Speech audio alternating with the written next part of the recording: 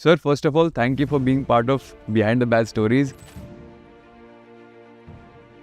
मैं चाहता था आप पहले अपनी जर्नी शेयर करें. एक आम किसान बेचारा अपने बेटे को लेके उसकी 10th की वो थी सर्टिफिकेट, सनद जिसे कहते हैं, सनद को अटेस्ट कराने ले आया. तो मैंने कहा भाई मैं ये नहीं कर सकता. तब लगा कि यार ये तो पढ़ाई लिखाई बेकार है. Then I decided to appear in the civil service.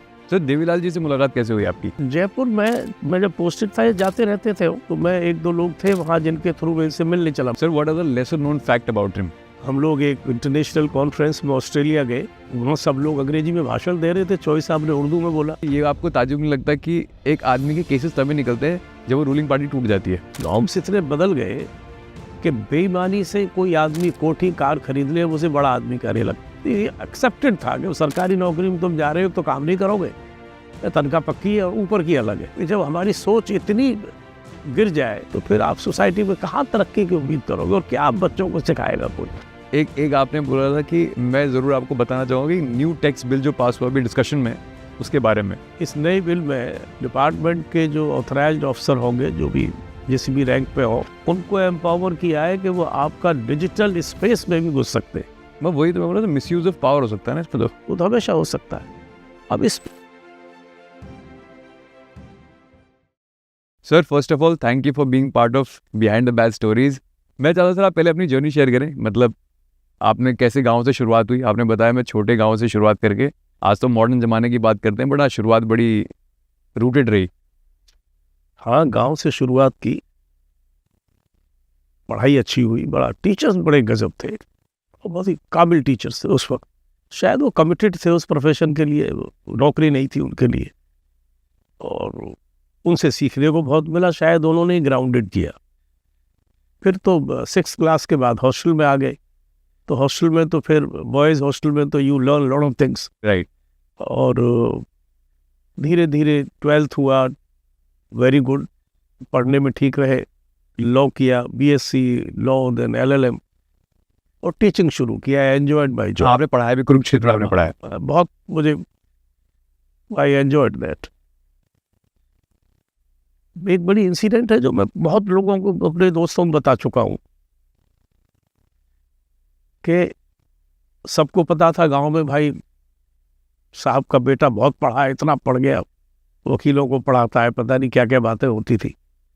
तो एक आम किसान बेचारा अपने बेटे को लेके उसकी 10th की वो थी सर्टिफिकेट, सनद जिसे कहते हैं, सनद को अटेस्ट कराने ले आया और मुझसे कहा साहब इसको अटेस्ट करो. तो मैंने कहा भाई मैं ये नहीं कर सकता. तो उसके लफ्ज़, आपको अख्तियारात नहीं है? मैंने कहा मुझे अख्तियारात नहीं है. उन्हें ये तो 8वीं क्लास है, गांव के पोस्ट मास्टर हमारे वही कर देते हैं बाबूजी. फिर लड़के पे एक थप्पड़, चल इतना पढ़े क्या करेगा. जब ये अख्तियारात नहीं है, तब लगा कि यार ये तो पढ़ाई लिखाई बेकार है. Then I decided to appear in the civil service.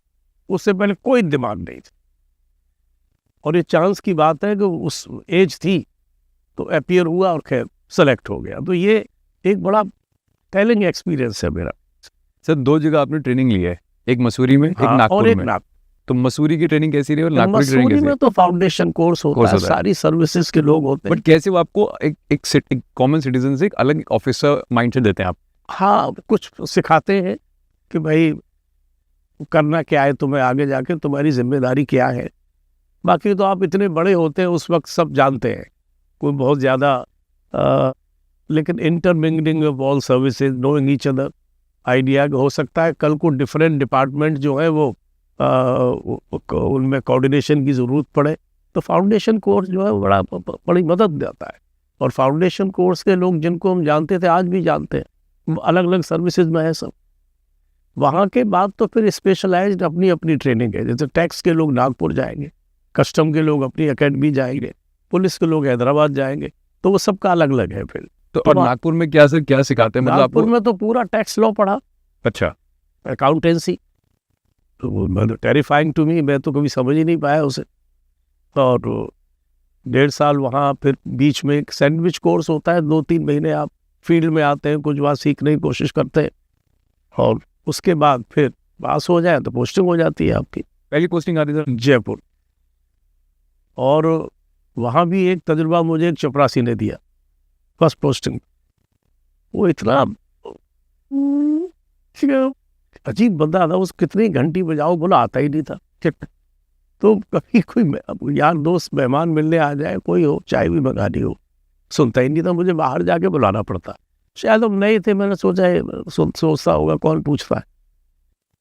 एक दिन मैंने गुस्से में कहा, मैं तुम इस तुम्हारी जो हरकतें हैं ये तुम्हारी नौकरी जा सकती है। तो मुझसे कहता है सब आपसे पहले भी कई लोगों ने यही कहा है, तो उनको जो जवाब दिया वो आपको भी दे रहा हूँ। अगर ये इतनी हल्की चीजें से कोई भी ले सकता है तो जो कल जानी आज चली जाए। अच्छा, तो तब लगा मुझे कि भाई ऐसी चीज रखो क्यों, जैसे कोई भी छीन ले। कोई भी अगर नौकरी ले ले तो रखने का फायदा क्या है इसका। एक वो लेसन दिमाग में अब दोबारा ये आया ही नहीं कभी कि कोई नौकरी ले सकता है, जाना चली जाए। तो वहाँ रहे 3 साल, बड़ा अच्छा वक्त गुजरा। जयपुर पूरा राजस्थान देखा, कल्चरली बड़ी वाइब्रेंट स्टेट है, कोई मुकाबला ही नहीं, लोग बहुत अच्छे हैं। उसके बाद मैं दिल्ली आ गया और फिर मैं दिल्ली ही रहा। मोस्ट ऑफ द टाइम आपको दिल्ली में ही हाँ, कटा। मैं बस 2 बार, एक बार शायद 1 महीने 1.5 महीने के लिए शिलोंग गया और 1.5 महीने के लिए लखनऊ गया, बस। बाकी दिल्ली में वक्त। सर देवीलाल जी से मुलाकात कैसे हुई आपकी, कैसे आप उनसे अपॉइंट हुए? जयपुर में चौधरी साहब, मैं जब पोस्टेड था जाते रहते थे वो, क्योंकि हरियाणा राजस्थान का काफ़ी क्लोज है। और तो मैं 1-2 लोग थे वहाँ जिनके थ्रू मैं इनसे मिलने चला। मुझे शौक था थोड़ा बहुत पॉलिटिक्स में टांग अड़ाने का इधर उधर, तो मैं वहाँ मिलने पहुँच जाता था। धीरे धीरे जान पहचान हुई। फिर कुछ कुरुक्षेत्र के जो लोग थे मेरे जानने वाले, जो पॉलिटिक्स में आ गए स्टूडेंट, उनके थ्रू कुछ कॉमन रिलेटिव्स हुए जो जानते थे। बस ये जान पहचान हुई। जब चीफ मिनिस्टर थे, मैं दिल्ली में पोस्टेड था, ये आते थे हरियाणा, बहुत मिलने जाया करता था, मैं बाकायदा मिलता। वो सुबह 5 बजे मिलते थे, 5:30 मिलने चला जाता था उनसे। तो अब उनकी लाइकिंग रही होगी, उनकी फैमिली की लाइकिंग रही होगी, मैं उनके साथ आ गया और बड़ा अच्छा एक्सपीरियंस रहा। वो इज ए गुड मैन, बड़ा लार्ज हार्टेड। अब तो ऐसे पॉलिटिशियन ही नहीं है। आपने एक वर्ड मुझे बोला था कि काफ़ी लोगों को उन्होंने माफ़ भी किया है। हम सबको ही नेवर कैरीड ग्रेसेस। गुस्सा आता था, खूब गुस्सा आता था, वो भूल जाते थे। अब मैं आपको एक इंसिडेंट जो मुझे उसी ऑफिसर ने बताई, इमरजेंसी के वक्त में चौधरी बंसीलाल चीफ मिनिस्टर थे, very powerful and very strong chief minister, वो डिफेंस मिनिस्टर भी रहे। उनके प्रिंसिपल सेक्रेटरी होते थे, मैं नाम नहीं लूंगा उनका, सब जानते हैं, बड़े मशहूर और very honest and competent officer, बहुत सीनियर। तो वो जब इलेक्शन चल रहा था 89 में, तो तब ये 77 में मिसेस गांधी की इमरजेंसी के बाद, तो तब ये नारा था कि भाई बंसीलाल और इन दोनों को हथकड़ी डाल के जेल ले जाएंगे, ऑफिसर का नाम भी और ये भी। तो वो ऑफिसर साहब जो है, तब वो डिफेंस मिनिस्ट्री में या जॉइंट सेक्रेटरी आ गए थे, वहां से सरकार पलट गई, चौधरी साहब चीफ मिनिस्टर हो गए वहाँ। तो अब तो वाजिब सी बात थी कि भाई अरेस्ट ही करना है, ये चल रहा था सब। मुझे कुछ ख्याल है, सब मेरा अपना सोचना है, उन्होंने तो नहीं कहा कि शायद चंद्रशेखर जी ने कहा कि तुम उनसे मिल के आओ। अच्छा, चौधरी साहब वहां रुके हुए थे सूरजकुंड, तो ये उनसे मिलने पहुंच गए और कह के गए अपने 1-2 बैचमेट को, अगर रात तक वापस नहीं आता हूं तो you move the court to I would be arrested. Okay. ये वहां जाते हैं, उनसे मिलते हैं, क्या उनकी बातें होती है, उनका अच्छा ठीक है, खाना खाओ और आराम करो। तो एक वहाँ शायद 2 या 3 स्वीट से, तो एक में ये थे चीफ मिनिस्टर, दूसरे स्वीट में खाना खा के उनसे कहा आप ये आराम करो। तो ही थॉट कि अभी अब ये मुझे अरेस्ट कराएंगे, खाना तो हो गया, लेटे हुए है। उसी दरमियान चौधरी साहब के बड़े भाई साहब राम जी उस तरफ आए, उन्होंने पूछा इसमें कौन है इसमें, उन्होंने नाम लिया, वो अच्छा वो है कैसे, कोई बात नहीं। जब जागे, चौधरी साहब भी सोते थे, उठ के आए, उन्होंने बुलाया, बोले ऐसा करो मेरे प्रिंसिपल सेक्रेटरी हो जाओ, देखिए आप कितना फर्क। अच्छा। And then and there he appointed him as his principal secretary, जो बंसीलाल के साथ थे, जिनको हथकड़ी लगा के ले जाना था, जो शाह कमीशन के हंगामे के बाद ही अपॉइंटेड हिम। ये होता है बड़प्पन।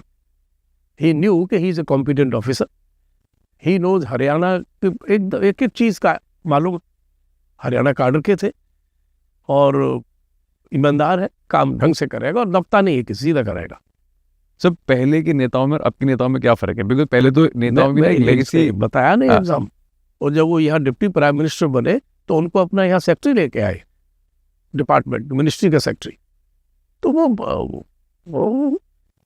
उनका देखिए 89 में जब पार्लियामेंट का इलेक्शन हुआ, मेरा जहाँ तक आइडिया है, कर्ज माफी का नारा पहली बार चौधरी साहब ने दी, किसानों का कर्ज माफ।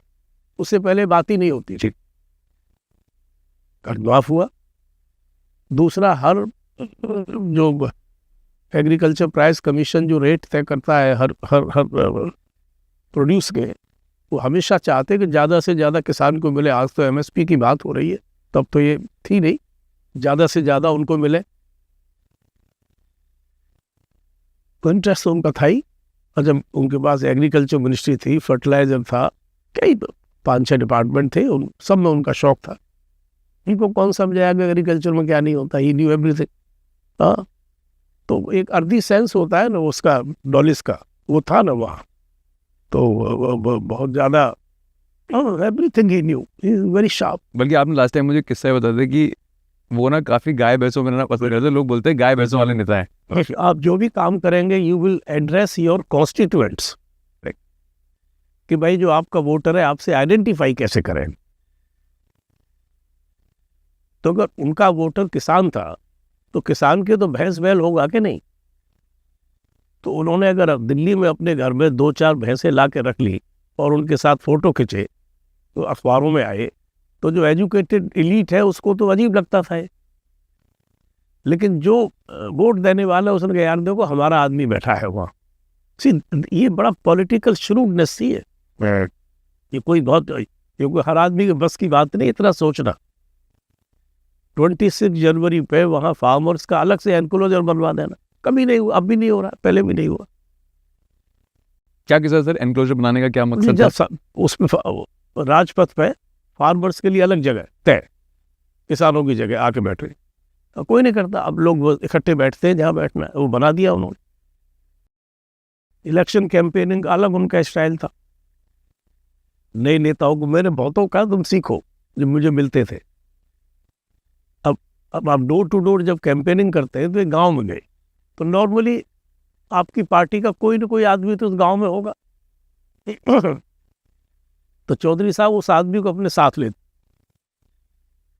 और उसके साथ चले, चलते पूछते घर किसका है। उसने नाम बताया, भाई ये रंजीत सिंह का है। तो दरवाजे पे जाके बोलते, मैं रंजीत सिंह है क्या? वो घर में है तो कहता भाई मुझे जानते हैं, और नहीं है तो उसके बीवी बच्चे कहेंगे भाई चौधरी देवीलाल जानते हैं हम। Personal touch. फिर रंजीत को ले लिया, वगैरह मिल गया, पूछा रे किसका घर है, उसने उसका नाम बताया, उसका नाम बोला। तो जिस जगह गए तो he used to address by name, और बहुतों को तो जानते ही थे वो। ये बड़ी क्वालिटी थी उन। Sir what are the lesser known fact about him? कुछ ऐसी बातें जो लोगों को पता ही नहीं है आज की डेट में। कहते रहे, number 1, he was very good in Urdu, लिख लेते थे, पढ़ लेते थे। और हम लोग एक इंटरनेशनल कॉन्फ्रेंस में ऑस्ट्रेलिया गए, वहाँ सब लोग अंग्रेजी में भाषण दे रहे थे, चौधरी साहब ने उर्दू में बोला, क्योंकि हम उनकी स्पीच उर्दू में ट्रांसलेट करा के ले गए, उन्होंने पढ़ती हो। और उसका जो ट्रांसलेशन है वो सेक्रेटरी थे हमारे एस के मिश्रा जी, उन्होंने अंग्रेजी में किया स्टेज पर। वहाँ हमारे पड़ोसी मुल्क के जो मिनिस्टर थे वो अंग्रेजी में बोले, तो आके मिले इनसे, जब उन्हें उर्दू में बोलना चाहिए था, उनकी नेशनल लैंग्वेज है। अंग्रेजी की हेडलाइंस बाकायदा पढ़ लेते थे वो, ऐसा नहीं लोग कहते नहीं जानते, पढ़ लेते थे। और जितनी ज़रूरत होना बोल लिया थे। हमें जैसे कैंपेनिंग का बताया, बहुत कम लोग जानते, खाने के बहुत शौकीन थे। Correct. He was non vegetarian, खूब बढ़िया फ्रेश, ये बट सब अच्छा खाते, वो खिलाते भी थे। एक ये भी है, उनको मज़ा नहीं आता था घर पे अगर 10-20-50 लोग ना हो खाने से, तो हाँ बुलाते ही रहते थे लोगों। सर अब एडीजे थे 3 इयर्स के लिए MRTP में, हाँ MRTP कमीशन के लिए, एडिशनल डायरेक्टर हाँ, जनरल था। Monopolies and restrictive trade practices, अब कंपटीशन कमीशन हो गया, करेक्ट, MRTP बंद हो गया। चेंज हो गया वो। तो और उस उस वक्त- समय, हाँ, उस समय क्या फंक्शनैलिटी थी? सिंपल ये है कि भाई अनफेयर ट्रेड प्रैक्टिसेस जो कॉर्पोरेट्स कर रहे हैं या इंडस्ट्रीज कर रही है, जैसे कि कितने बताऊं मैं आप, जैसे एग्जाम्पल के तौर पे लोग समझे इस बात। अनफेयर ट्रेड तो आज भी है। अब अनफेयर ट्रेड काफी कुछ तो कंज्यूमर कोर्ट्स कर रहे हैं, लोग चले जाते हैं कि आपको फ्रिज का वायदा किया साहब, इसमें ये है, ये निकला कुछ नहीं, तो अनफेयर ट्रेड ही हुआ है। ऐसे बहुत केसेस आते थे, उनको इन्वेस्टिगेट करना, बहुत से स्कूल्स को इन्वेस्टिगेट किया, जो कि एडवर्टाइज करते कुछ और निकलता कुछ है। आप अभी देखिए जो अखबारों में आता है ना किसी भी कोचिंग इंस्टीट्यूट का, उसमें जिस दिन रिजल्ट आएगा उसके बाद 20 नाम आएंगे, नंबर 1, 2, 3, जो उनके इंस्टीट्यूट हैं। वो नहीं हो सकता 3 साल पहले रहा हूँ, उस साल नहीं होगा, लेकिन 3 साल, लेकिन वो होता क्या है, आइडिया क्या जा रहा है कि भाई देखो इसी साल ये पास करके आ गया, जबकि 2 साल 3 साल पहले रहा होगा वो। तो ये सब मिसलीडिंग है, जो भी एडवर्टाइजमेंट है या जो भी है। तो व्हाट यू आर सेइंग, ये product should match with it, सीधी सिंपल सी बात है। तो अगर कोई गलीबल कस्टमर्स है, सीधे साधे लोग हैं, को don't take advantage of them. कोई ऐसा पॉपुलर केस आपके पास आया जो आपने इन्वेस्टिगेट किया हो फिर बाद में? जिक्र नहीं करेंगे उसका, लेकिन हाँ हुए हैं कई। बट फिर भी नाम नहीं लेते, फिर भी बात तो कर ही सकते हैं सर। मेरे ख्याल से हमने तो प्रोसिक्यूट बहुत लोगों को किया, क्रिमिनल प्रोसिक्यूशन एक बहुत बड़े ग्रुप का किया। तो पहले तो MRTP कमीशन में किया, डिस्ट्रिक्ट कोर्ट में, सुप्रीम कोर्ट तक जाना पड़ा, और we lost it simply because उन्हें करना नहीं था। तो मैं उसमें जाना नहीं चाहता बहुत। दैट वाज वेरी, काफ़ी अखबारों में बहुत आया था वो सब, बहुत बड़ा ग्रुप, और वो क्यों किया समझ में नहीं आया। वो तो मेरे बॉस का भी क्या आइडिया था करने का, ये रहा। ठीक था, वो 3 साल की पोस्टिंग थी, ठीक, बहुत सी चीज़ें हुई। एक सर, जब आप थे उस समय, फेरा भी आपने काफी टाइम तक, ये तो हाँ किया, एडजुडिकेटिंग ऑफिसर, ये तो पुराने केसेस थे वो। मैं वैसे खुश नहीं था वहाँ लग के, वो मेरे पास अपना अलग चार्ज भी था मेरा टैक्स का। तो आप उसमें काम कर रहे हो, तो मैंने बड़ी पेनल्टी लगानी शुरू की। पहले शायद ये लोग बहुत कम लगाते थे, 10,000 15,000, मैंने करोड़ों में लगानी शुरू कर दी। तो काफी लोग नाराज भी होंगे। तो 2 या 3 रिट पिटीशन सुप्रीम कोर्ट में फाइल हुई, चैलेंजिंग माय अपॉइंटमेंट। तो मैंने कहा अच्छा हो गया, इससे बीमारी कटेगी। वो जजमेंट तो पता नहीं क्या है। मैंने I wrote back to the director, since my appointment is under challenge, I won't be able to do this job. मैंने सारी फाइलें वापस कर दी, पर जो मैंने ऑर्डर्स की मेरे पास भी कॉपी रखी है सब। मैं बहुत भयंकर, आई थिंक एक्सट्रीम पे लगी। फेरा तो फेमा में कन्वर्ट हो गया है ना? उससे पहले आपने बताया था काफी केसेस पेंडिंग थे, तो कैसे चैलेंज? उन्हीं केसेस को डिसीजन, बहुत लोग थे, मैं अकेला नहीं, बहुत डिसीजन लोग। मेकिंग कैसे हुई फिर? किसकी? जो केसेस उसमें आपने फाइल अप या फिर जो रहे होंगे केसेस, जब फेरा को फेमा में कन्वर्ट कर दिया गया। नहीं, वो तो वो केसेस थे जो फेरा के अंडर थे। तो सनसेट क्लॉज, भाई फला तारीख से ये लागू होगा, और उस तक के जो केस पेंडिंग है वो एडजुकेट हो जाएंगे पुराने लॉ में। तो वो हमेशा ही होता। तो उसी वक्त बहुत लोग, काफ़ी लोग थे उसमें, बहुत लोगों को ये काम दिया गया, लोगों ने डिसाइड भी किए। और मैं तो खैर दिल्ली में था, लोग तो टूर करके भी चले जाते, भाई कैलकाटा एक केस है तो वहाँ चले जाओ, क्योंकि यहाँ कौन आएगा। तो काफ़ी लोग थे वो, ठीक था एक्सपीरियंस। एक आपने बोला था कि मैं ज़रूर आपको बताना चाहूँगा कि न्यू टैक्स बिल जो पास हुआ अभी डिस्कशन में, उसके बारे में। न्यू टैक्स बिल में नया तो कुछ नहीं है, सिर्फ थोड़ी बहुत वो लैंग्वेज का है, सिंप्लीफाई करने का। जैसे एक्ट में जगह जगह मिलेगा नॉट विद स्टैंडिंग, और इस पर बहुत डिसीजन बहुत है, जुडिशियल कई बार इसको डिफाइन कर चुके हैं कोर्ट जो है। अब इन्होंने कर दिया इर्रिस्पेक्टिव ऑफ दैट। तो ये चेंज है। और इस लैंग्वेज चेंज होने से फर्क क्या पड़ता सर? थोड़ी सिंपल हो गया।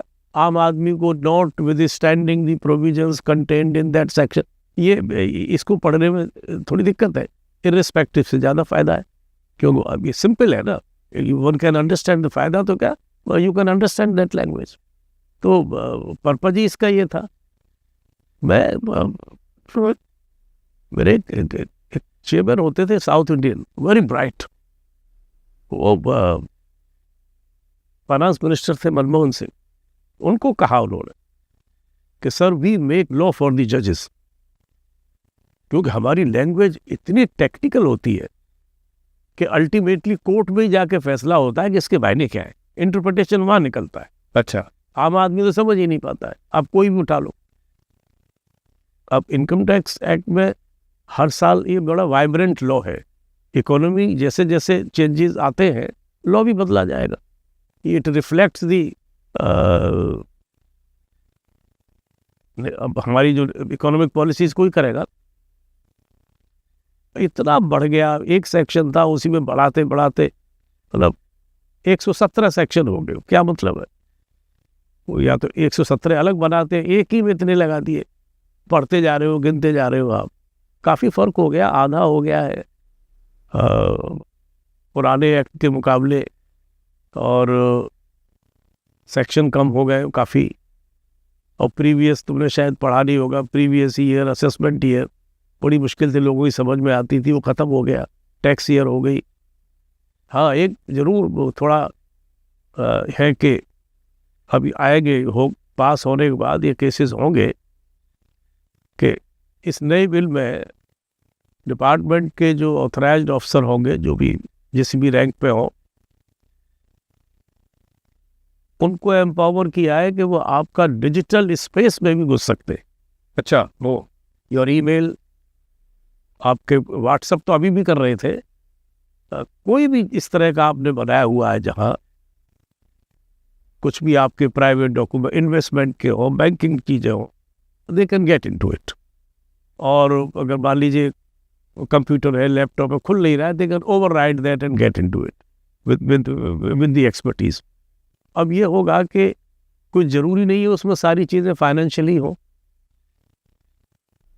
कहता है भाई if he has reason to believe, तो मैं हूँ, अगर मुझे है कि भाई आपके ज़रूर आपने टैक्स की चोरी की है, पूरा टैक्स नहीं दे रहे, तो मैं जो आपके ईमेल और ये सब जितनी चीज़ें हैं, आपने कोई यूट्यूब चैनल खोल रखी है, आपने कुछ अपना और अकाउंट खोल रखा है, इंस्टाग्राम है, जो भी है, मैं इन सबको खोल लूँगा। और देन फाइंड आउट, या आप जैसे इन्वेस्टमेंट करते हैं शेयर मार्केट या वहाँ जो भी आपके अकाउंट है, I get into that and find out कि भाई आपने वाकई टैक्स की चोरी की है, ठीक ठाक है। अब ये क्वेश्चन ये रेज होता है कि भाई क्यों अपने पास राइट टू प्राइवेसी तो बड़ा सैक्रोसेंट राइट है। वाला था आपसे, राइट टू प्राइवेसी तो ब्रीच हो गई, बड़ा सैक्रोसेंट, सुप्रीम कोर्ट कई बार कह चुका है इस बात। और ये जो पावर है, इसका जुडिशियस एप्लीकेशन होगा, इसकी क्या गारंटी है? भाई कोर्ट मॉनिटर्ड नहीं है, और तो ये चैलेंज होगा। और जब ये लागू होगा तो लोग कोर्ट जाएंगे ज़रूर, क्योंकि उसमें जो आपका जो प्राइवेट जो एरिया है उसमें भी तो इंक्लूड करेगा ना। ऐसा तो है नहीं कि मेल सारी ऑफिशियल होंगी, प्राइवेट भी होंगी। उस आज भी मेल तो लोग देख लेते हैं, आज भी है, लेकिन और जितने डिजिटल स्पेस है सब में ही आ जाए। तो अगर वो सब अंडर सर्विलियंस है, पहले सर्विलियंस होगी ना, तभी तो आदमी जाएगा ना। तो इसके मायने ये है कि कोई भी सर्विलियंस में आ सकता है। मैं वही तो बोला, मिसयूज ऑफ पावर हो सकता है ना इसमें तो। हाँ, मिसयूज पावर का मिसयूज तो हमेशा हो सकता है, कोई भी पावर हो, है नहीं, वो तो हमेशा हो सकता है। अब इस पर डिस्कशन हुआ होगा, मुझे आइडिया नहीं, बहुत कोई तकरीबन 30,000 लोगों ने तो ऑनलाइन रेस्पॉन्स दिए जब टैक्स बिल डिस्कशन में। इंडस्ट्री के लोग भी गए, लॉयर्स भी, चार्टर्ड अकाउंटेंट भी, सबसे डिस्कशन हुआ। उसके बाद ये बिल है, अभी तो कमेटी में गया है, देखो क्या निकलता है वो। फिर कमेटी से फिर पार्लियामेंट में आएगा, पास होगा, प्रेसिडेंट की असेंट होगी, तब जाके एक्ट बनेगा। लेकिन कह रहे हो 1 अप्रैल 26 से लागू हो जाएगा। अच्छा, हाँ, सर लास्ट आपकी जॉब थी principal adviser to TRAI which is Telecom Regulatory Authority of India. इस रेगुलेशन में सर उस समय क्या क्या आता था, क्या क्या होता था, कैसे ऑपरेट होता था? आज तो चलो बहुत सारे केसेस आते हैं, उस आप समय ये क्या देखो, चैलेंजेस थे? टेलीकॉम में ये एक रेगुलेटरी बॉडी है, टेलीकॉम एंड ब्रॉडकास्टिंग, इन दोनों को रेगुलेट करती है। और क्या क्या रेगुलेशन देखती है? और जैसे मैंने जब ज्वाइन किया तो रेगुलेशन आया मोबाइल नंबर पोर्टेबिलिटी। पहले क्या था, जो नंबर आपका है वो है, दूसरे में अगर आप बदलोगे सर्विस प्रोवाइडर तो नंबर दूसरा लेना होगा, अब नहीं लेना पड़ता ना। तो ये ट्राई ने किया इस MNP mobile number portability regulation. फिर टैरिफ ऑर्डर्स है, जैसे DTH प्लेटफॉर्म है, उस वक्त तो केबल ऑपरेटर्स भी होते थे, अब तो शायद बंद ही हो गए सब। तो इन प्लेटफॉर्म के रेट्स क्या होंगे चैनल के, कि आप कितनी कौन बुके दे सकता है, अभी भी होंगे। आप देखो कोई किसी भी सर्विस प्रोवाइडर से, ब्रॉडकास्टर से लोगे तो बुके भी ऑफर करेगा, वो सिंगल चैनल के पैसे अलग लेगा। तो वो ये सारे रेगुलेशन वहाँ से होते हैं। फिर इंटर यूसेज चार्जेस हैं, जैसे मैं एयरटेल का फ़ोन रखता हूँ, आप पे वोडाफोन का है, तो मान लीजिए मैं आपको फ़ोन कर रहा हूँ, आज तो कॉल्स फ्री, लेकिन अगर जो वैल्यू एडेड मैसेज है, वैल्यू एडेड सर्विसेज है, वो करता हूँ तो मुझसे तो एयरटेल पैसे लेगा। ठीक, कॉल गई वोडाफोन को, उसका क्या? तो जो मीडियम है उसमें भी ट्राई का ही रेगुलेशन है कि किसको कितने हिस्से मिलेगा, सब डिसाइडेड है।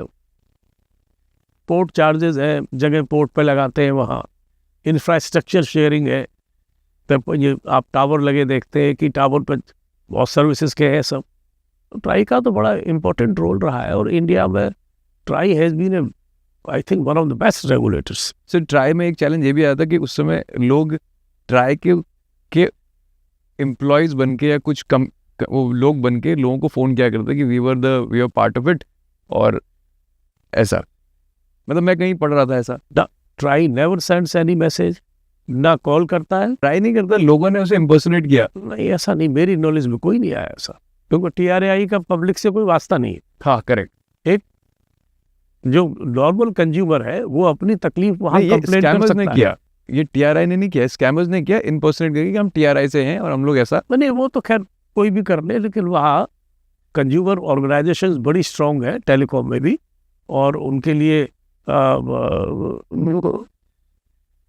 मंथली क्वार्टरली ट्राई की मीटिंग्स होती थी, उनके रिप्रेजेंटेटिव आते थे, बात होती थी बाकायदा, और बड़े क्रिटिकल होते थे वो कि साहब ये नहीं कर रहे हैं, आप ये नहीं कर पा रहे हैं, कि बातें सुनते थे। जितना हो सकता था उसे इम्प्लीमेंट करने की कोशिश करते थे वहाँ। लेकिन अब टेलीकॉम में तो कोई, जब से कॉल फ्री है अब तो कोई कैल को पैसे ही नहीं, पर अब स्कैमर्स भी तो बढ़ गए हैं सर, मार्केट डिटरमिन्ड है जो भी कुछ है अब तो स्कैमिंग भी बहुत बढ़ गई है इस चीज़ों के वजह नहीं। और ब्रॉडकास्टिंग के बड़े रेगुलेशंस हैं, ब्रॉडकास्टिंग में जरूर और सुधार आना चाहिए। जैसे कि आप किसी भी टीवी डिबेट पे बैठ जाइए, देख लो एक बार, इतनी टॉक्सिक डिबेट्स होती है, जो बातें इलेक्शन में होती हैं, कैंपेनिंग में, वही टीवी पे चल रही है, कोई कंट्रोल नहीं है, डिसरिस्पेक्टफुल लैंग्वेज, एब्यूजिव लैंग्वेज, कोई डेकोरम नहीं। एंकर क्या पूछ रहा है, दूसरा बोल क्या रहा है, बोल नहीं जा रहा है, रुक नहीं रहा है, रुक दो तो एंकर पर आक्षेप लगा देंगे, क्योंकि TRP ड्रिवन हो गया है सर। वो मतलब ये सब गलत है, कहीं ना कहीं कुछ तो हो रहा है। हमेशा आज की डेट में न्यूज वाले लोग उन लोगों को लेके आते हैं जो उन्हें पता होता है फॉल्स स्टेटमेंट। हाँ, क्योंकि अजीब अजीब लोग हैं जिनके कोई, क्योंकि इतने सेंसिबल लोग मार्केट में, उनको तो कोई शो पे लाता नहीं। एक बार प्राइम मिनिस्टर ने कहा था कि भाई जिनको कभी नाम नहीं सुना ऐसे लोग टीवी पे आके गोरक्षक और पता नहीं क्या क्या बातें करने लगते हैं।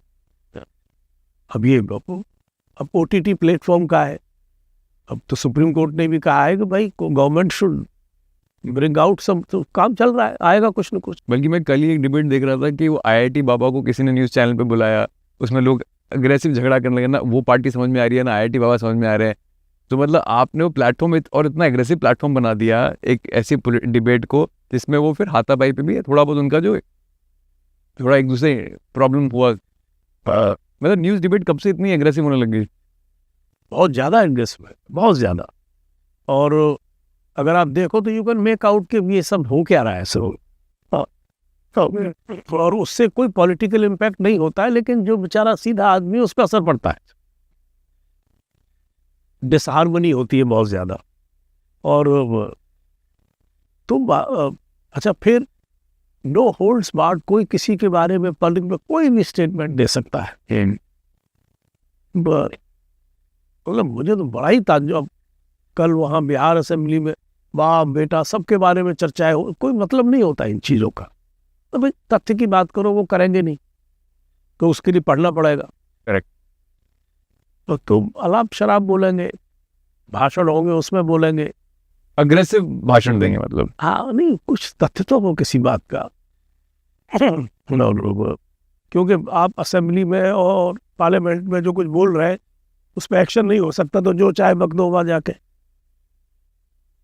मतलब मैं तो बहुत सालों से कह रहा हूँ कि फ्रीडम ऑफ स्पीच तो है, लेकिन फ्रीडम ऑफ बकवास नहीं है। इस पर कंट्रोल होना चाहिए, बकवास नहीं चलेगी, कानून सख्त होना चाहिए थोड़ा। बट सर न्यूज़ तो इतनी बड़ी ऑडियंस देखती है, मुझे पॉलिटिशियन भी देखते हैं सब लोग, तो वो कुछ पे कुछ करते क्यों नहीं? क्यों ऐसे लोगों को डिबेट पे लेके क्यों आते हैं? पॉइंट स्कोर करने को एक दूसरे पे वो कागज लेके बात हो रही है आज की 10 साल पुरानी चालू कर देंगे। करेक्ट। अब वो इतना पिक एंड चूज हो गया है कि डॉक्टर भीमराव अंबेडकर के लिए सारी पार्टी झंडा लेके चल रही, बहुत अच्छी बात। He was an icon, primarily he was an economist, और उनकी इकोनॉमिस्ट के बारे में कोई बात नहीं करता है। करेक्ट। और डिबेट में पार्लियामेंट की जो कॉन्स्टिट्यूएंट असेंबली डिबेट्स हुई है वो कई वॉल्यूम में है। वो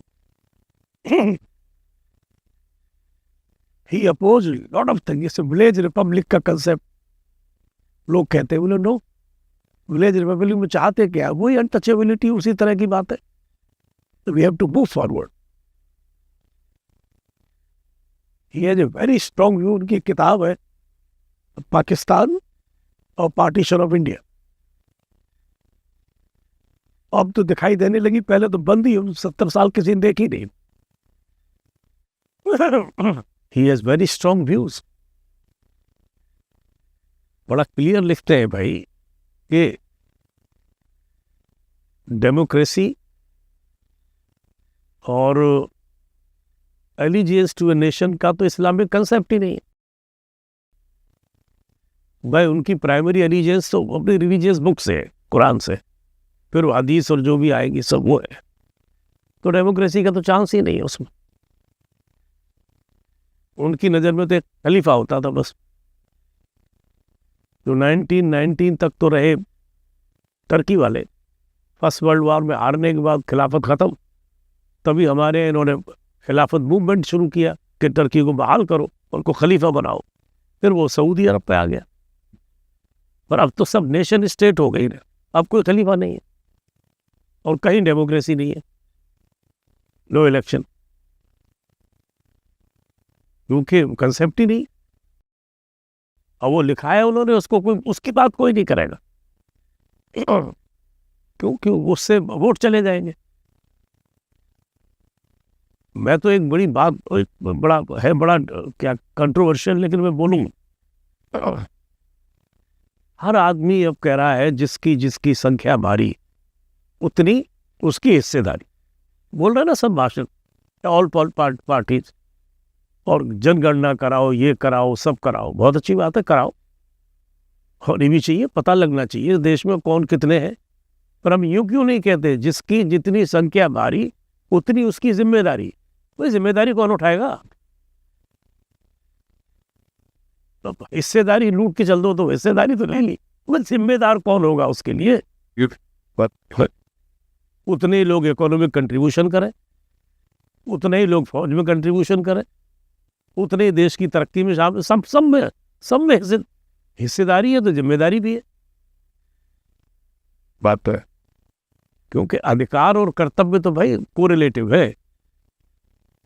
अब इसकी कोई बात नहीं करेगा। लॉ का बड़ा कंसेप्ट है, rights and duties are correlative. But आपको लगता है सर ये बातें तो मैं और आप कर सकते हैं जो थोड़े बहुत पढ़े लिखे हैं? यहाँ तो ऐसा तबका भी है जिनको कोई डिसीजन अगर ऊपर पास होता है तो नीचे उन्हें समझ तो आता ही नहीं है, बट डिसीजन का जो उनका इंटरप्रिटेशन उसे मान के अपनी उसकी अंडरस्टैंडिंग बना लेते है। आम आदमी तो कुछ ये भी सोचने लगा भाई जो होना होगा, हम क्या करें। मुझे लगता है हिंदुस्तान को फेटलिज्म जोड़े हुए, अरे भाई ये तो होना ही था, अगर ये खत्म हो जाए तो शायद जुड़ने में मुश्किल आ जाए। करेक्ट। तो ये फेटलिस्टिक होने के नाते जुड़े हैं हम। और नहीं, ये वक्त आना चाहिए, सोचना चाहिए कि भाई जिम्मेदारी तो मानो, हाँ हिस्सेदारी भी हो, कि जिम्मेदारी भी हो। अब ये इतना वैसे ही कंट्री डिवाइडेड है बहुत से एंगल्स पे। कास्ट पहले भी इम्पोर्टेंट थी, आज भी है और रहेगी, और जब तक पॉलिटिक्स है वो जा नहीं सकते। लोग पंचायती राज से बड़े खुश हैं होंगे क्योंकि वो आपके डोर पे आपको वो दे रहा है एडमिनिस्ट्रेशन, हर चीज़ डेवलपमेंट के लिए पैसे मिल रहे हैं। तो इससे हो क्या गया है, गांव में लोगों की इतनी दुश्मनियां हो गई हैं इलेक्शन में, तो वो इलेक्शन ने मतलब कम्युनिटी लाइफ खत्म कर दी गाँव की।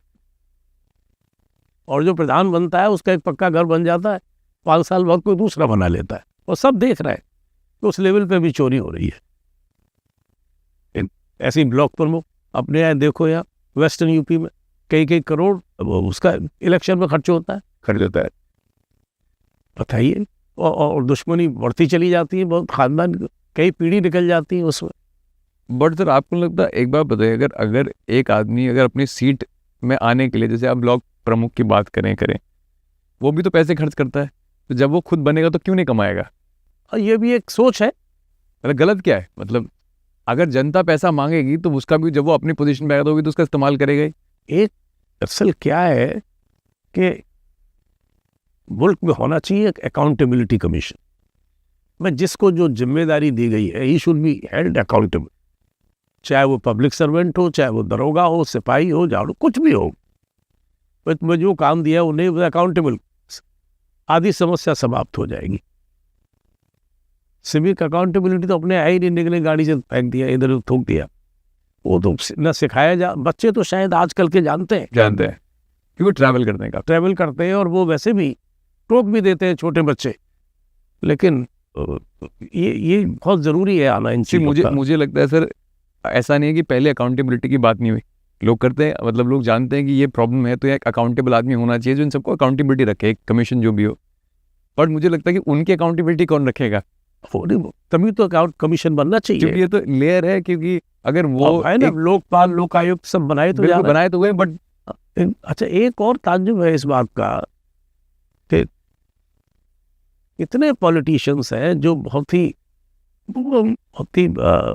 उस तबके से उठे और आज अरबपति है, कोई पूछने वाला नहीं है कोई, और सब सारे विभाग हैं भारत सरकार के, तो कोई नहीं पकड़ पाया, ना इनकम टैक्स पकड़ पा रहा उन्हें, राइट। कोठियां बन रही है, किसी के नाम गाड़ी चल रही है, अभी जिसके नाम गाड़ी है उसे पकड़ो,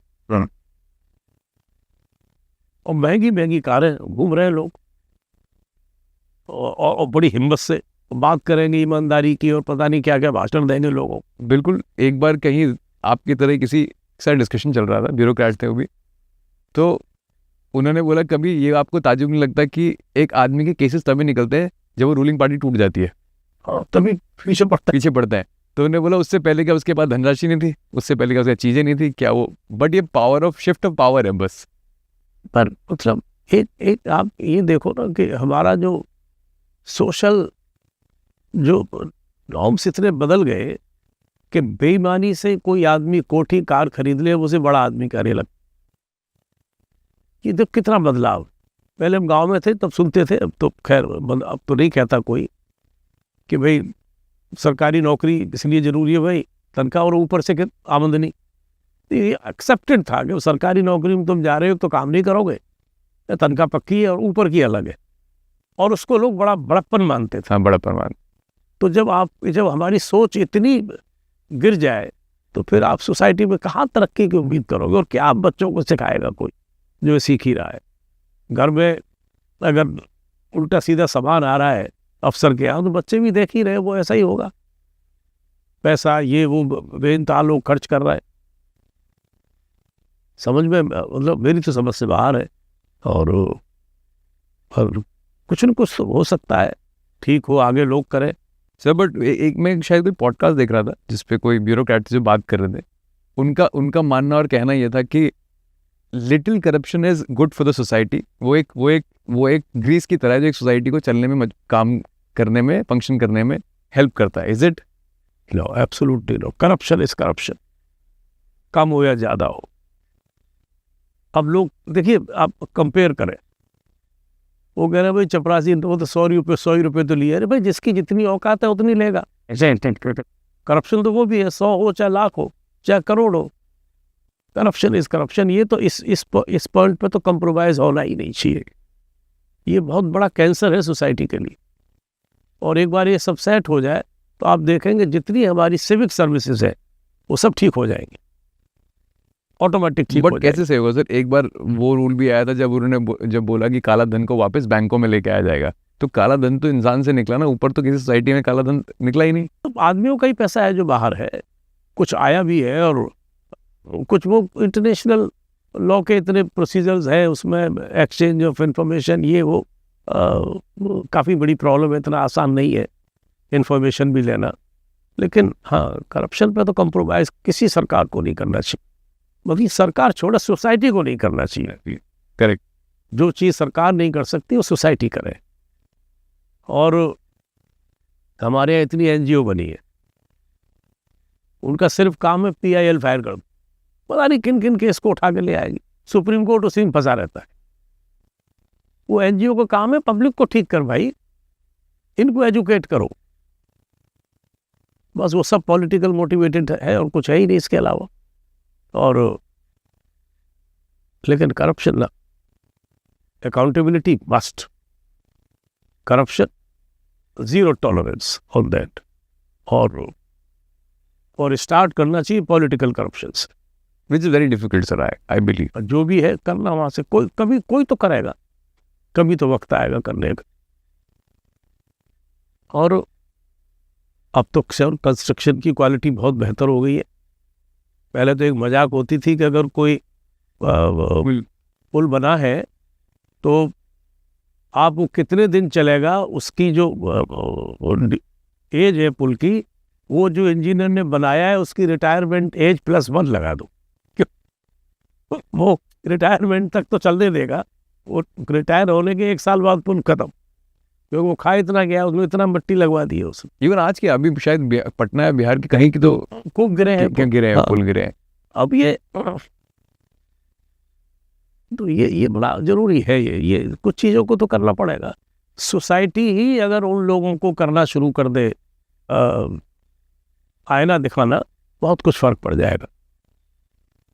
ये जो काव विजिलेंटे जो है, अगर ये बेईमानों के पीछे पड़ जाए तो बहुत कुछ ठीक हो जाएगा, बहुत कुछ ठीक हो जाएगा। हाँ, मतलब सर काव विजिलेंट की बात करते हैं, हम ऐसे बोलते हैं कि जो मेजर बिग प्लेयर्स हैं, जो जब बीफ प्रोड्यूस करते हैं, कंपनीज की बात करते हैं, उनको तो कोई टारगेट नहीं करता।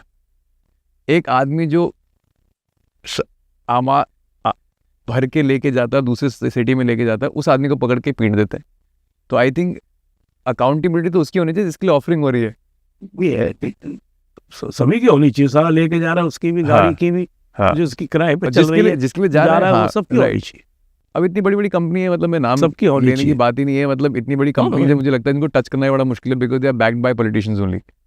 ये दुर्भाग्य है हमारा बड़ा भारी। ये तो गनीमत है कि तुम्हारी फौज वगैरह उसमें पॉलिटिकल इन्वॉल्वमेंट नहीं है, तो बिल्कुल ही बेकार हो जाए सिस्टम सारा। बिल्कुल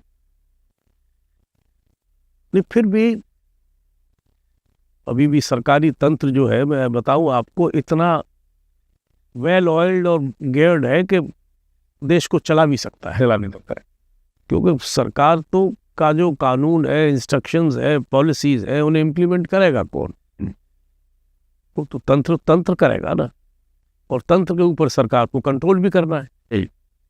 ऐसी इस तरह की चीजें बने, अभी तो कितना करेंगे, बहुत कुछ करने को बाकी है। सर बीजेपी के बारे में क्या राय है आपकी? पॉलिटिक्स पे तो सोचता ही नहीं ज्यादा। मैं तो उनका इंडिविजुअल लीडर्स को तो मैं बहुतों को अच्छा मानता हूँ। दे आर सब I liked Arun Jaitley. Arun Jaitley was very bright. उनकी पार्लियामेंट की डिबेट्स सुनने लायक होती थी। Sitaram Yechury was very bright. आपकी इनमें से किससे मुलाकात हुई है कभी? किनसे? कभी मुलाकात हुई इनसे बात करने हाँ, का? मैं मिली जैसे मुलाकात उन्हीं की तो बात कर रहा हूँ, जैसे मिला था। येचूरी वेरी ब्राइट और रेस्पेक्टेड। और सोमनाथ चटर्जी हो वो स्पीकर भी रहे, इज ए बैरिस्टर, की भी डिबेट सुनने लायक होती थी हाउस में। Advani ji was very good debater. Right.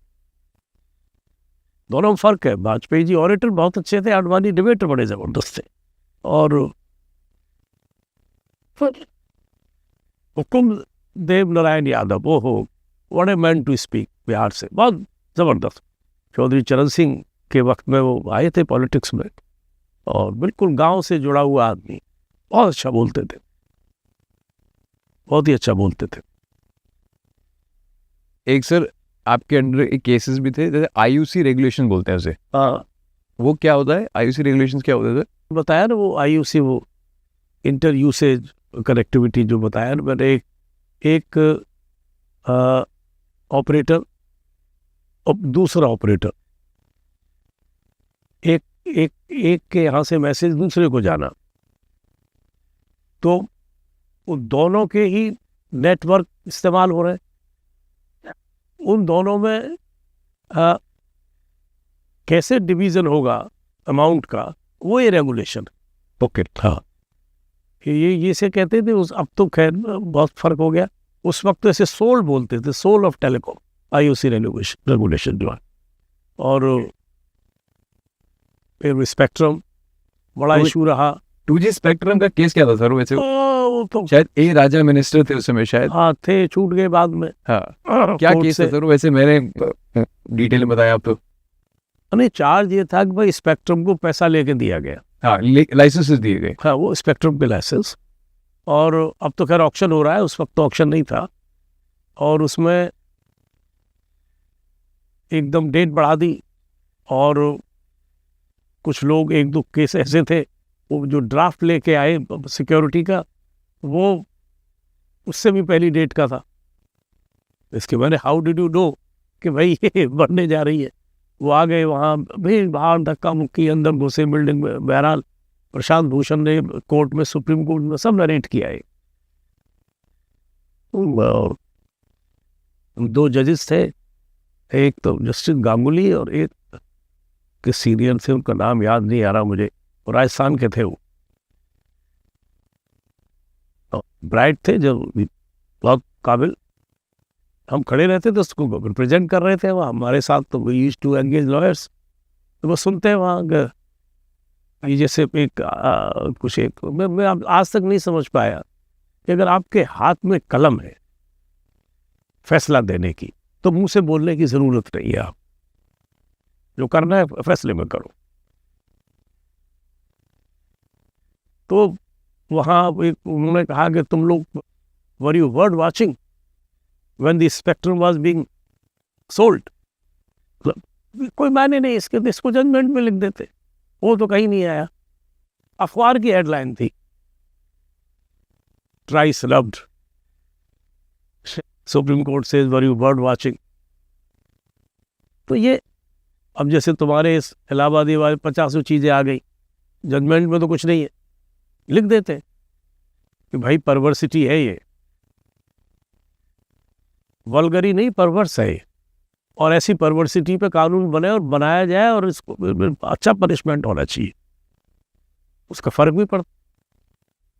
और गवर्नमेंट कर रही है, पता नहीं क्या बनाएगी। देखो अभी शुरुआत तो कर रहे हैं वो, क्योंकि ये सोशल मीडिया जो है ये मॉन्स्टर है, इसको बड़ा मुश्किल है कंट्रोल करना। अब तो बहुत मुश्किल है। और सिर्फ OTT एक नहीं है, दुनिया भर की चीज़ है। करेक्ट। और अब एक इन सब का जो एक धूमकेतु है वो AI। देखिए, अब अगर आप इसका पॉजिटिव और कोई बेनिफिशियल यूज करें तो बहुत कुछ हो सकता है, लेकिन डायबोलिकल माइंड हमेशा होते हैं। कुछ न कुछ आदमी उल्टा सीधा करेगा ही। और रोज अखबारों में पढ़ते होंगे आप, आज यहाँ फ्रॉड हो गया, डिजिटल अरेस्ट हो गई, ये हो गया, वो हो गया। तो ये बड़ी खतरे की चीज़ होने जा रही है AI। जो अब ये क्या करेंगे गॉड नोस, क्योंकि मैं तो इंजीनियर हूँ नहीं, टेक्निकल बातें समझता नहीं, इसीलिए मैं इन सब प्लेटफॉर्म से दूर रहता हूँ। वैसे किसी पर नहीं हूँ व्हाट्सएप के अलावा। सर आपने VRS लेने के बाद फिर भी आप बार काउंसिल से जुड़े रहे? अब मैं बात वहाँ गया, मैं कुछ दिन 1-2 कॉर्पोरेट हाउस को एडवाइस भी किया मैंने। तो जो आप वाला केस हुआ था वो केस एग्जैक्टली था क्या?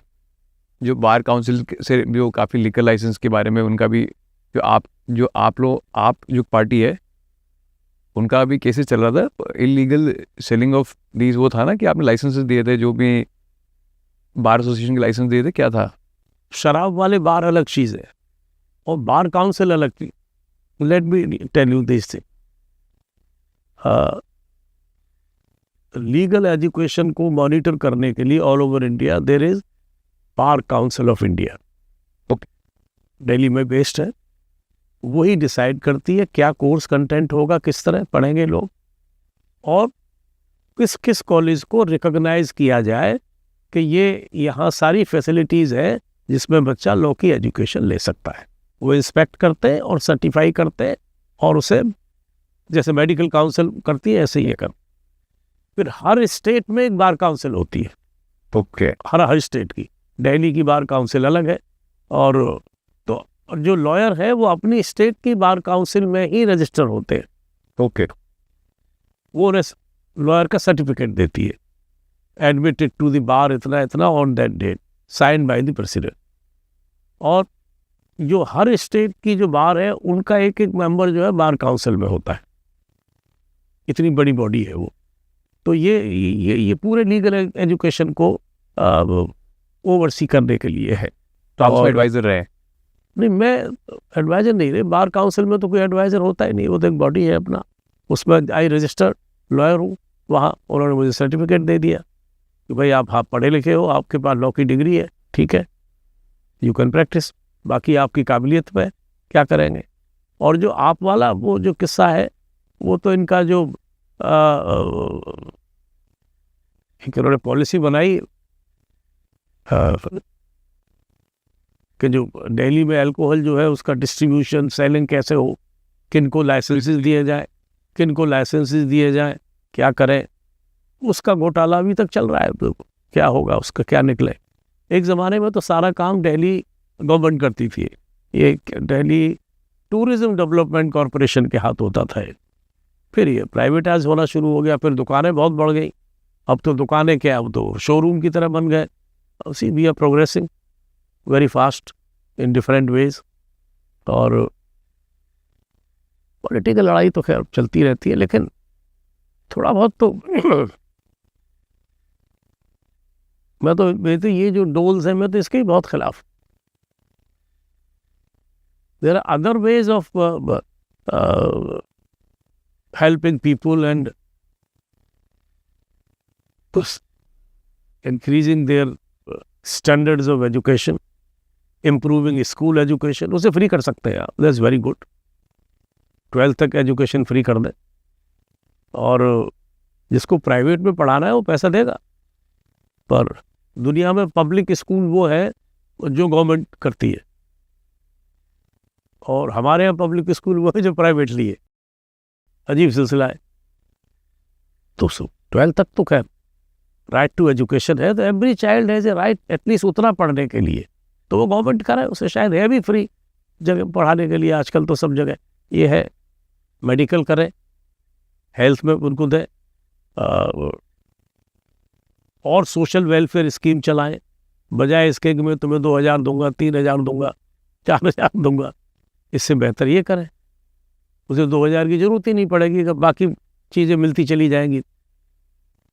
और मैं तो मनरेगा सरकार की स्कीम है, मैं तो बिल्कुल ही इसके खिलाफ। क्यों सर?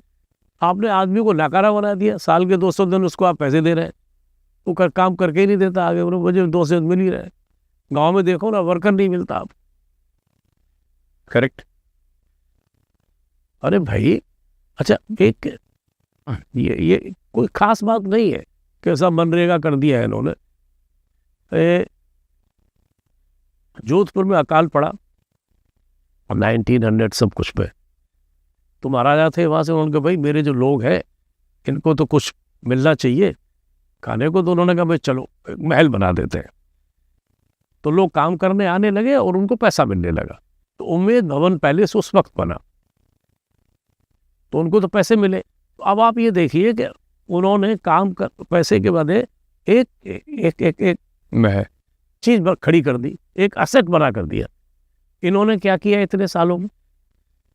कोई सड़क बनी, यहाँ की मिट्टी खोदी इधर डाल दी, अगले दिन दूसरा है उधर की उधर कर गया। इतने साल में तो 20 नहरें बन जाती, हमारे यहाँ बढ़िया से बढ़िया सड़कें बन जाती ना। पहले तो पैसा ही आगे पीछे बढ़ता रहता था डिस्ट्रिक्ट पे ही, पता ही नहीं लगता था क्या हो रहा है। मास्टर रोल में जाना किसका नाम लिखा है, कौन ले गया। आप दो, लेकिन असेट जनरेशन तो होना चाहिए, कुछ तो बने, सामने तो नजर आए ये हो रहा है। तो ये बिल्कुल इम्प्लीमेंट ठीक नहीं हुए। आप एक टारगेट लगा देते कि भाई ये आपको 200 दिन मिलेगा, लेकिन ये सड़क बनानी है, मेटल रोड तैयार करो इसको। नहीं, वो पीडब्ल्यूडी बनाएगी, क्योंकि उसमें कॉन्ट्रैक्टर भी चाहिएगा। वो कॉन्ट्रैक्टर ऐसे ही बनाएगा कि एक बारिश में उसमें गड्ढे होंगे, फिर वो रिपेयर करने आएगा, फिर वो जो कोल तार को चिपका के चला जाएगा फिर वो खड़ जाएगा।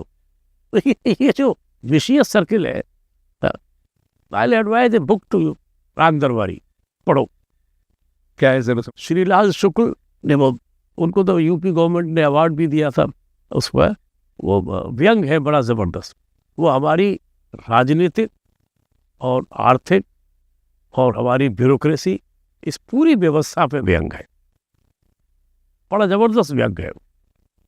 आनंद आएगा पढ़ के उसे। मैं तो जाने कितनी बार पढ़ चुका हूँ उसे, और उसे पढ़ के ही लगता है कि यार गांव मेरे जैसे मेरे गांव का इतिहास बता रहा है यार।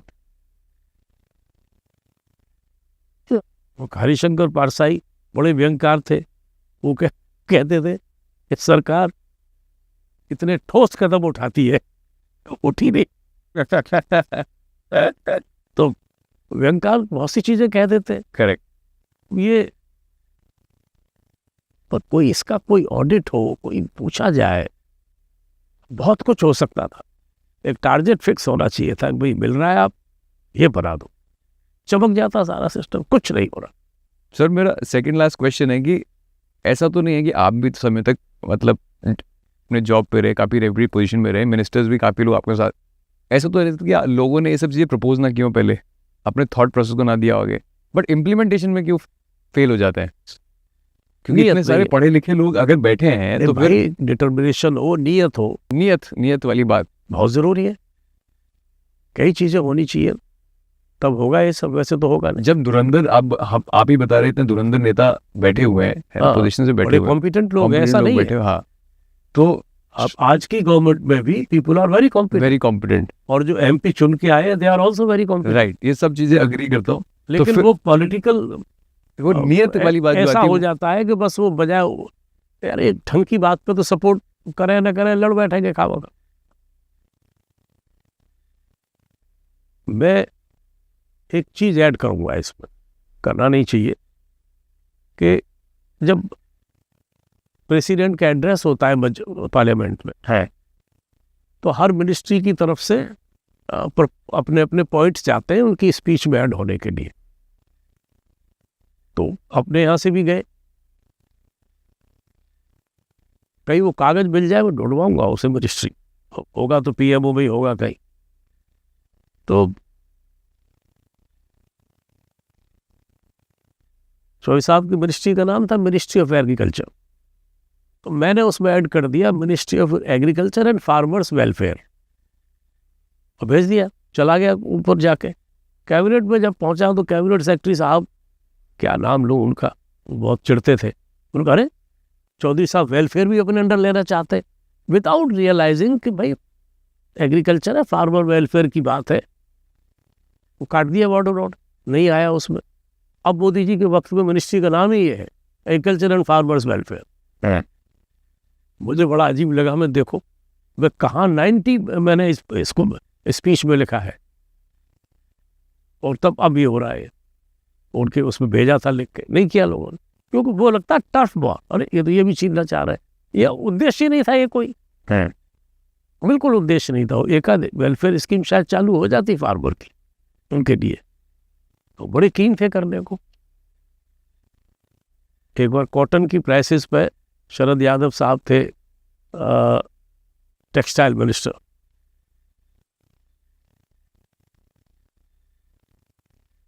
सेक्रेटरी और उनको सबको बुलाया अपने ऑफिस में, और क्योंकि हरियाणा में भी कॉटन खूब होती है उस एरिया में, और तो उन्होंने कहा भाई एक्सपोर्ट करो इसे। और तो उस साल मेरे ख्याल से मैक्सिमम कॉटन बेल्स एक्सपोर्ट। तो ये टेक्सटाइल मिनिस्ट्री के जो बॉसेस थे ब्यूरोक्रेट्स, उन्हें वर अपोजिंग के साथ एक्सपोर्ट हो जाएगा तो हमारे यहाँ हमको फिर बाहर से कॉटन मंगानी पड़ेगी, और उससे हमारे जो कपड़े बनेंगे वो महंगे हो जाएंगे, और यहाँ लोगों को दिक्कत होगी। Chaudhary sharp mind. तो उन्होंने कहा तुम किसान के साथ हो या इंडस्ट्री के साथ हो, किसकी बात कर रहे हो? ये वो लोग बिजनेसमैन का नाम भी लिया कि जो ये बना रहे हैं, वो मिल की बात कर रहे हो। बहुत डांटा, कुछ उल्टा सीधा ही बोल दिया, बहुत कुछ बोला, क्या तुम उसकी पेरोल पे फलान, कुछ भी गुस्से में आ गए। बोले नहीं जाएंगे वो, तो बोले महंगे हो जाएंगे। तो उन्होंने कहा हो जाओ, हम कुर्ता नहीं पहनेंगे, वैसे भी एक पहनेंगे, दो नहीं रखेंगे। सिर्फ बड़ी क्लैरिटी जाएगा तुमको, बेल गई, लोगों को पैसा आया एक्सपोर्ट में अच्छा खासा, किसान वो हैप्पी। तो उनका अपना सोचने का नजरिया बिल्कुल वही था कि गांव का जो बंदा है इसकी आमदनी बढ़ाए कैसे। नॉर्मल कोर्स में गांव के आदमी जाते ही गांव में रहते थे, उनके सारे काम वही थे जो identifying himself with his electorate, जिनके लिए सोच रहे हैं। अगर विलिंगडन क्रिसेंट प्रेसिडेंट एस्टेट में पेड़ के नीचे चारपाई डाल के लेटना है तो लेटना है। टीवी तो ज़्यादा नहीं होते थे उन दोनों, तब आए भी नहीं थे ज़्यादा, चैनल ही नहीं थी सब ये, लेकिन फ़ोटो खिंचते रहते थे उनके। He was happy like down there. तो वो रिमार्केबल मैन, क्या वो जनरेशन अलग थी। बहुत लोग थे बीजू पढ़ने, वो डिफरेंट जनरेशन थी। अब वो ठीक है, जो भी है ये। पर one thing, he always promoted young people, you know, that was very good about it. Satpal Malik, Ajay Singh, Jagdeep Dhankhar, और even Lalu Yadav, Nitish Kumar, he was very fond of वो यंग पीपल। इनको आगे आना चाहिए, इनको आगे आना चाहिए। Sir last question, which book you will recommend to young guns और जिनको भी पढ़ने का शौक है? अब किताबें तो बहुत है, फिर भी मतलब ऐसी किताबें जो आपकी सब कुछ खोल दे, आपकी सोचने का नजरिया खोल दे। हाँ, ऐसी तो कोई एक किताब तो नहीं है, लेकिन अब ऑफ हैंड तो याद भी नहीं आएगी, किताबें तो इतनी है। शौक के ऊपर एक आदमी पढ़ना क्या चाहता है। मैं फिक्शन बहुत कम पढ़ता हूँ, तो मैंने अपने ज़माने में खूब पढ़ लिए। मेरी पहली इंग्लिश नॉवल थी मैन बाय ग्लोरिया बैरेट, मुझे आज भी याद है। और मैं मेरठ कॉलेज में पढ़ता था उन दिनों। ये मैरियो पूजो की गॉडफादर मैंने बस स्टैंड से खरीदी। हाँ, और मैं बस में बैठते बैठते पढ़ते गया, लौट के जब आया हूँ तो किताब ख़त्म कर दी। और उन दिनों तो बड़ा मॉरिशियस लीडर थे, बहुत बहुत पढ़ते थे। For you must read Private Lives of Mao. You will get startling information. ऐसा क्या है सर उसमें, थोड़ा फिर भी नहीं, बल्कि it's about him. एक तरह से बायोग्राफी है जो which is not known to people, written by his own physician, जो चीन छोड़ के अमेरिका भाग गया था, उसने लिखी है। People should read Nelson Mandela की जो बच्चे आज के पढ़े, very impressive account. 29 years in prison, एक आदमी छोटे से उसमें बैठा पड़ा हुआ है। रीड अबाउट हिम, उसी उन्हीं की लिखी है नेल्सन मंडेला। तो उससे वो बहुत कुछ मिलेगा सीखने को। लोग अब ऑटोबायोग्राफी वगैरह पढ़ना तो छोड़ दिया है। अब तो बहुत कम लोग, हाँ बहुत कम लोग लिख रहे हैं। अब तो सब इस पे आ गए, देखने में टाइम ही नहीं है किसी पे। हाँ, बुक रीडिंग का एक अलग मजा है। मैं तो प्रिंट पे ज़्यादा यकीन करता हूँ, rather than reading on mobile या कुछ नहीं, वो उसमें नहीं। मजबूरी में हो तो अलग बात है। हाँ, बट किताब का अपना ही अलग अलग मजा है। किताब पढ़ लिया आपने, पेज बंद हो गया, रख दिया, फिर खोल लिया, उसकी खुशबू अलग है कागज की, वो अलग ही है। वो शौकीन रीडर्स ही समझ सकते हैं। वो शौकीन रीडर्स ही समझ सकते हैं। एक बड़ी बड़ी अच्छी किताबें हैं, कितनी बताई जाए, आप पढ़ी जाए जो। Thank you so much sir, thank you for being part of BTB stories.